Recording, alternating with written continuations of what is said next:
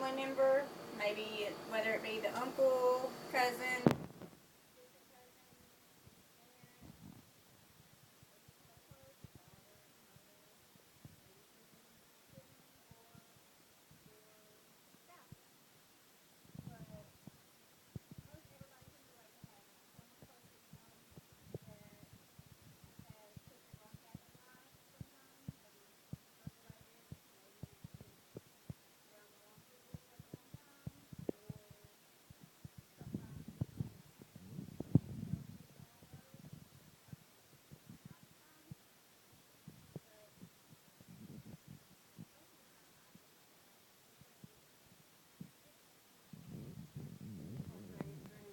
counseling and rehab improvement.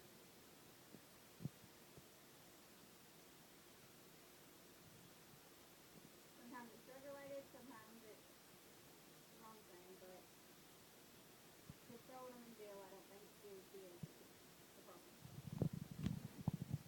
The problem is our justice system, and the proof is the amount of returning prisoners that are rearrested, called recidivism, and the good thing is there is an answer. In 2005, 1,264,300 inmates suffered from mental illnesses. Statistics show 3 out of 4 former prisoners will be rearrested within 5 years of release. Hal Hollister was an ex-convict, and he wrote an article explaining that our prison systems are a failure because 2/3 of prisoners can't expect to be rearrested and serve again. He wrote that in 1961. In 1999, 831,600 offenders in the United States suffered from mental illness.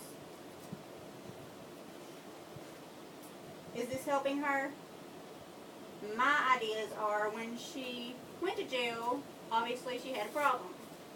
She should have been evaluated when she got there and seen if she could get some counseling right away. Maybe she needed some medication.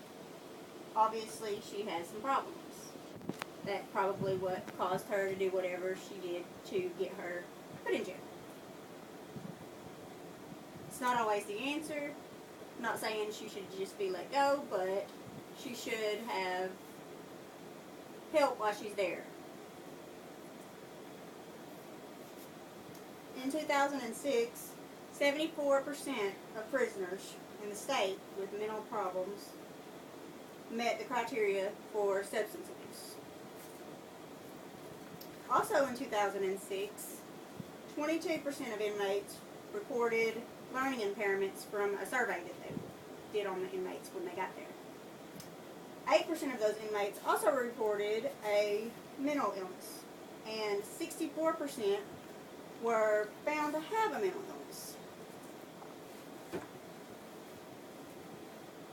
We have identified our problem. There is a lack in our justice system, but is justice really being served?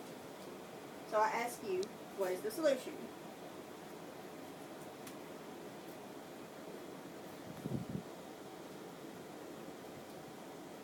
Most would agree. Who wants to spend our tax dollars rewarding criminals with an education?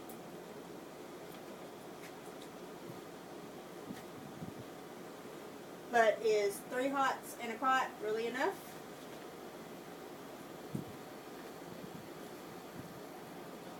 Cynthia Blinn came up with the idea that teaching cognitive skills to affect behavioral change through a writing program for prisoners. An article titled Does Prison Work? A View from Sociology tells us that prison only works by removing criminals from society.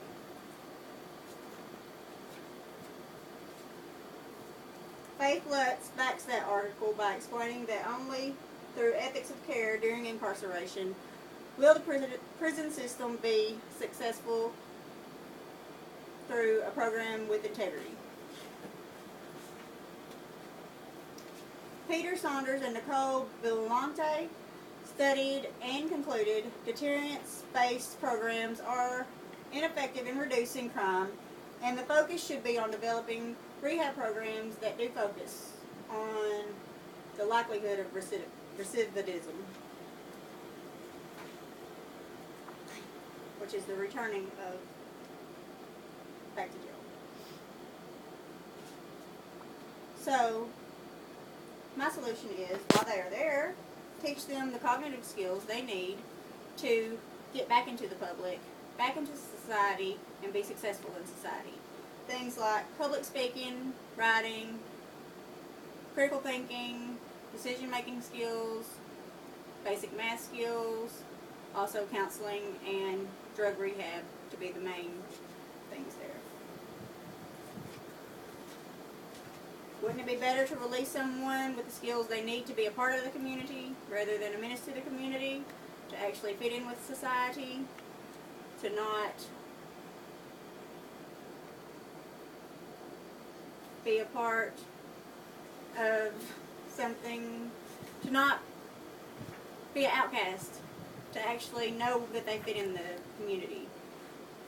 When most of the time they start young, when they start being rearrested and being put in the prison system, and it's just a revolving door, in and out and in and out, because once they start going in, they continue to go in. They don't have the skills they need, and they don't get the skills they need because they can't get a job. They don't get a job because they keep turning back to the crime. So once they get into the community, the skills they need, hopefully once they have that, they can get in the community and